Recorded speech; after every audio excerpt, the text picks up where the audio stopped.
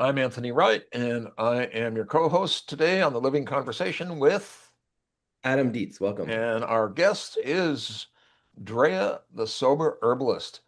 And Drea, before the break, you were talking about how profound it was for you to be in herb school and have these international and known throughout herbalism talking about how important it was for herbalists not to offer people who had become sober these tinctures that had alcohol in them, but ethanol, but there wasn't anything else that they said. And I'm so curious to understand about what your journey was from there. How did you manage then to continue to follow the the heart connection with these plants and how you have experienced their love and what they've been able to do for healing? What what have you chosen as the next steps that even the national herbalists didn't do? Well, it was necessity, right? Because I Yeah, wasn't just doing this for fun. I was trying to make medicine to help myself yeah. to manage chronic illness. And I don't just have Lyme disease. I actually have the Epstein-Barr virus too. Like I had two major chronic illnesses, Uh-huh. coming at me. And it is, in addition to having the like, hey, I'm an alcoholic. That's actually in the DSM. That's a Yeah. designated, that's a disease too. So it was just like, here I am, the disease queen. Well, and I want to also emphasize this idea of dis-ease, of Yeah, unease, and yeah, that was something that it really seems like you found the healing of that dis-ease through plants, through wellness, through. I yes, want to talk to you later about your work with Noah Levine, oh yeah. but continue about how did you make a transition from what the herbalists had been doing with this tincture into a new modality. Yeah, well, it's just like I said, I was trained, I have a degree, a master's degree, and it reminded me a lot of that experience of um, the first few times I, started to do research and write material as an academic and become a scholar. I was taught to find out what's the conversation around this topic. And so I began research in my field to find out what people were talking about in regards to non-alcoholic medicine. And so I poured through all the books. I poured through all the web. You know what we do? We love it too. I mean, if you're really into research, you're into it and you love it and you Yeah. want to rabbit hole. And so I was shocked to find out that every single book and every single resource, and I'm not exaggerating when I tell you this. In fact, I always tell people, like, if you own an herb book, please open it up and see about that section where they talk about non-alcoholic medicine. They're going to just basically say that it's inferior, it doesn't work as well, that alcohol is the best, that you really, that it's just like, oh, that other medicine is for dogs and cats and children and old people. And it doesn't work that well, but you can give it to them. And so I was like, I encountered this environment of like, first of all, that medicine is not taken seriously. It's not considered strong. It's inferior. It was like across the board, you know, othered. And I was just like, of course, this just made me more hungry to prove them wrong. And so that's how it started. I began to do all this research and then also, I have to say that I was really lucky becoming a Western herbalist. I had already been practicing these other modalities, these traditional medicines with thousands of years of efficacy and practices and their own science and their own worldviews, and spirituality is very much a part of that.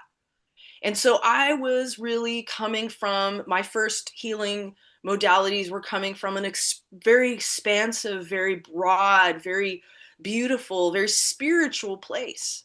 And what I was really coming up against was science. Simple, patriarchal, colonizer, empire, chemistry, science. You And it's can't so, measure it, it isn't real. yeah. And they're like, what, exactly. And I just was kind of like, well, I'm an old Gen Xer. And so I like to use the phrase, let me give this the Pepsi challenge. Oh, And no. I began to just break through my understanding, my experience of all these other medicines and all these other preparations and all these other quote unquote solvents is the word they use to make Yeah. preparations of herbal medicine that are strong. And I began to look and pour through that whole thing and just basically find all the evidence I needed to build an entire methodology for making strong non-alcoholic medicine.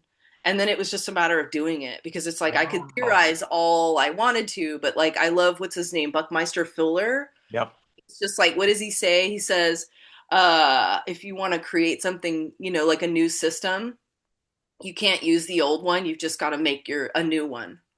And I was like, okay, Bucky, I'm going to take your challenge up and I'm going to create a new system.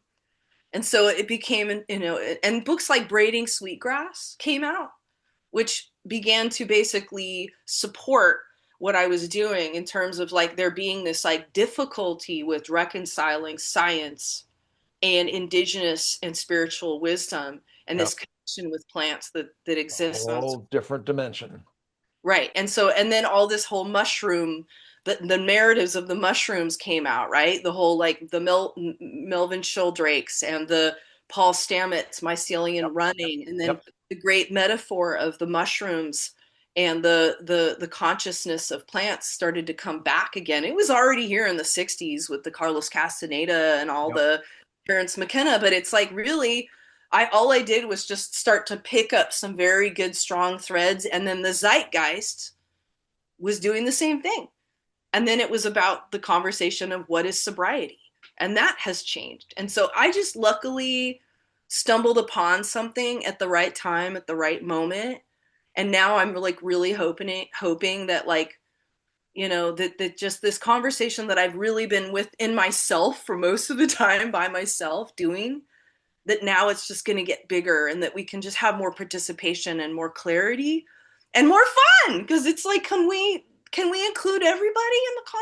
Can we include all the possibilities and all the medicines and all the different ways and make them all valid, because they are. Well, I'm really grateful for our conversation to be able to open this up and to have these these understandings. So, wow. So what say you, Adam? You have I would like to know, I have a whole list of notes that I'd like to ask you about, but the main thing I'd want to know is you had quite a journey with first Buddhism and then Ayurveda. And I would like to know if through this whole process, including what you described to us as becoming the sober herbalist, if you have any key principles or key takeaways from Buddhism or Ayurveda for our listeners that they can use yes. in their daily life. Well, sobriety is about abstinence, and the Buddhist way of abstinence is renunciation. And so it's like whatever is, looking at your attachments, you know. And it wasn't just looking at my own attachments, right? I had to look at how herbalism was attached to alcohol.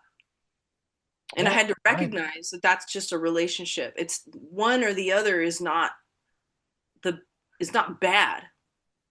It was just starting to understand this relationship, and so there's an aspect of those practices that supports this idea of being detached and not taking things as personally, but also in renouncing, right? And it's like, well, it is a spiritual thing to renounce. It is a spiritual practice to renounce and to understand our relationship to our attachments. And sometimes it's not just about attachments, it's about our comforts, right? when we do mindful eating, when we do mindful breathing, when we do mindful meditation, we're not just examining what it is we're attached to, we're just examining life as it's playing itself out in the sensory and awareness field. And so those practices have always just completely infused and supported this sort of like, I want to say, an inquiry or an investigative kind of curiosity, with instead of just getting buried and victimized by a situation, of saying like, why I need to look at this. Actually, I need to explore this. I need to take a breath and see like what is all filling in this, what's being filled in this space right now. And rather than being overwhelmed by it, try to like sit for a second with it and be curious and learn and grow and then become hopefully inspired and then move into action. So it's maybe a bunch of different things. Makes sense. Yeah. Thank you. Yeah, well, we're coming up on another break here. I'm Anthony Wright, and you can contact me by my website, which is theonaut.com, and Adam. Yeah, you can reach out to me with any kind of insights or questions or comments you have about all of our work here at deetsadam@gmail.com, DIETZ Adam, one word, at gmail.com. Of course, like just to get your feedback. And you could also reach me at theway between@substack.com, and that has all my links and socials there too as well. And Drea, how can So people contact you? yeah, soberherbalist.com. Thanks, Anthony. Thanks, Adam. All right. Well, we're going to take a short break and be right back, so stay tuned.